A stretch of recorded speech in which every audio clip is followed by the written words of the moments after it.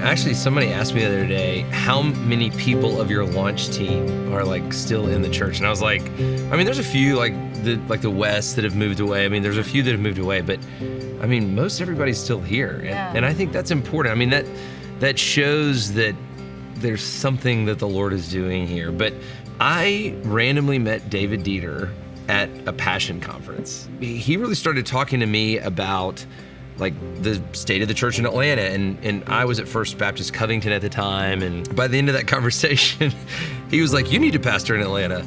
That little conversation, early January 2012, I like to kind of like circle as, in my mind, like the beginning of Christ Covenant. A couple years later, 2015, Jim Haskell wrote this white paper. Well, so who was Jim at the time? He's currently a pastor of another church in Atlanta, but he, at that point, was like the strategist for the city of Atlanta for the North American Mission Board.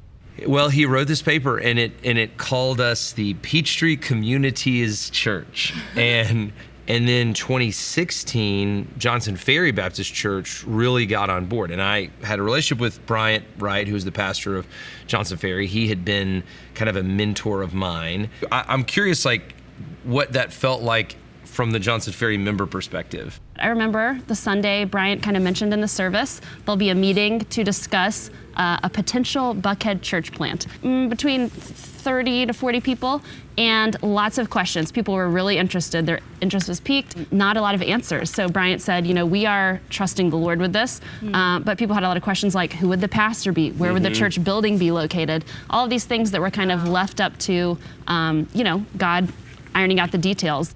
So we were in Birmingham, and I'd been at Valleydale. I was certainly intrigued by this. We love Valleydale, and I'd only been there, I mean, we left after 3.5 years. So when I first started hearing about this, I'd only been there like 2.5 years, yeah. And I was like, I can't leave. We had made a lot of changes, and I just didn't feel responsible. And it was a huge risk. You know, I mean, who knew that this would work? So that same year, 2016, I'm living in Georgetown, Texas, and I had been leading a little women's conference at a church in Georgetown. And I'm introducing myself as I'm there, like leading the worship. And I say, I'm about to move to Atlanta, looking for a job in ministry. And this woman comes up to me after the evening and she says, I know a man named Jim Haskell, and he is going to be planting a church in Buckhead. We don't know many details yet. So this was October 2016.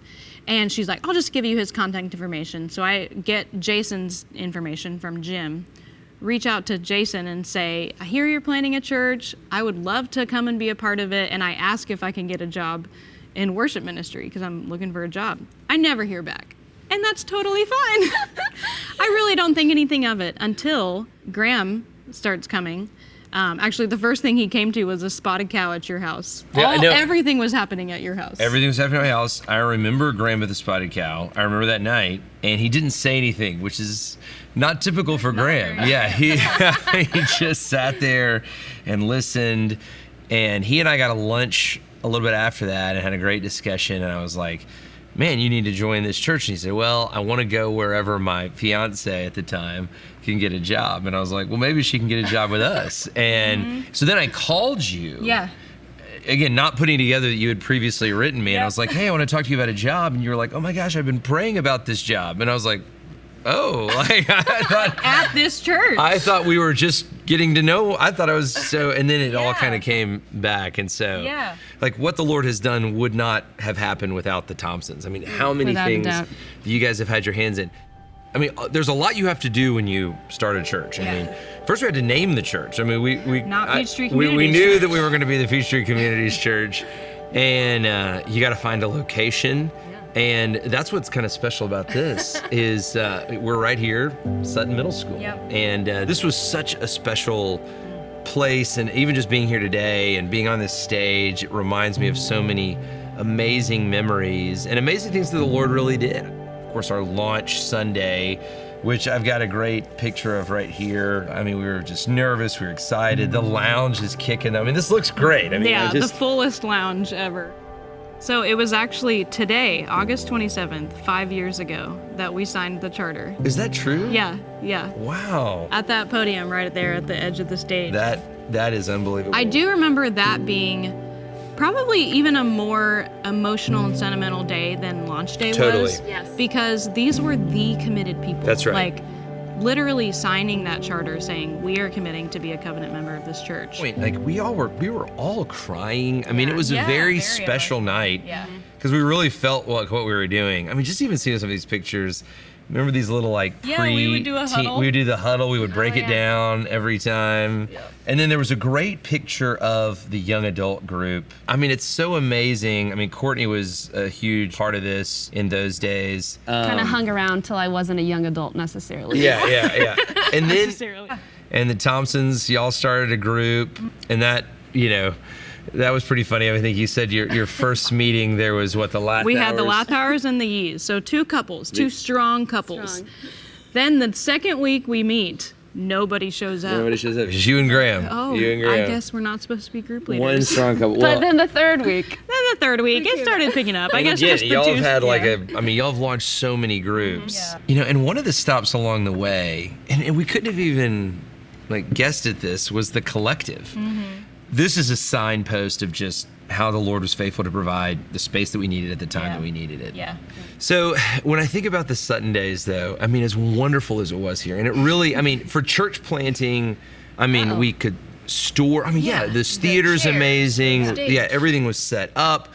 There were times where we couldn't meet here that were also really special times. So summer of 18, we got to meet at the Swilly Chapel at Second Ponce. Then the next summer, we also got kicked out of Sutton for that summer. I think they filmed a movie filming? Yeah. That was the movie, and then the next year they were redoing the bathrooms, which we got back in the fall, and it was like, what did they do? Yeah. Like nothing looked Maybe. I think they painted. nothing looked like it was different. But anyway, we met at the Covenant Presbyterian Church, Yeah. and that was, I mean, even still to this day, some of my favorite times of worship. I remember Blake and I talking. It's like we kind of learned something about ourselves that summer. We were getting a staff in place. Matt Nolan started coming on board. We got a quality children's ministry. Blake, Matt Popham. We were getting a really solid team. And then, of course, we get to the end of 2019. We had just gotten the new space over here. We're like, okay, we're going to go gangbusters now. Like the Lord we have wind in our sails. And then, of course, COVID comes, and it's like, well, that was fun. this is a good time. And but Yeah. even in that, the Lord in His way provided. I mean, here's a great picture of one of our groups meeting on Zoom. Here's the stream team. And even I still don't even really know how that happened, where we went from never streaming a service to having full streaming capability in 2 days. Yeah, the live streaming is an example of how the Lord had been bringing people into the church family, not even on staff team, but into the church family that had gifts that we never really knew were going to be utilized, like Cody. But the Lord had provided. Yes. Right. And then here's another one. When we met at the Cochise Club, it just so happened that Josh Youssef, who had not too long before this started coming to our church, was the president of the board of the Cochise Club, and we got to meet there. Yep, 9 different places in 2020. Oh my gosh. And then the Lord kept providing. I mean, here's Puritan Mill, and that was an amazing time when we were down there, and they were happy to get business because it was COVID and nobody was renting their space. Yeah, and, mutual. and then, of course, the stave room where we've been. I mean, as much that has happened in the stave room, we actually have yet not been there 2 years. Yeah, but but- so much has obviously Right. happened in life of our Because of church. how much our church has grown since then, it feels like that's been our central place. But really, this is home base. The vision dinners, you kind of started the vision dinners, and in true Jason D's fashion, at the end, get in your car, come with me, I'm gonna show you what I'm talking about. And so we're approaching, I can't believe we're approaching move-in date later this year. But this is when we first saw 221. Yeah. We got good days ahead. We're 5 years old. I mean, I can't believe we made it this far. I know. Not only have we made it, but the Lord has blessed these 5 years. Yeah. And I am so excited about the next 5 years. I mean, there's so much going on right now. I mean, obviously, the biggest thing probably on all of our minds is we're about to have a permanent home, which we're so excited about. But beyond that, even missional multiplication, better discipleship opportunities, expansive outreach in the city of Atlanta. I mean, there are countless people that we either want to see their faith transformed or reached for the very first time with the gospel. And who knows what could bring. There's no way we could have predicted these last 5 years, right? totally. Like nobody saw all of our moves coming. I mean, we didn't see a middle school at the very first. We certainly didn't see a global pandemic. We Armor didn't, Yards as a whole, like we how didn't see that. Yeah, we didn't see that. But the Lord has, in his way, led us along, and I'm excited about following him where he leads us from here.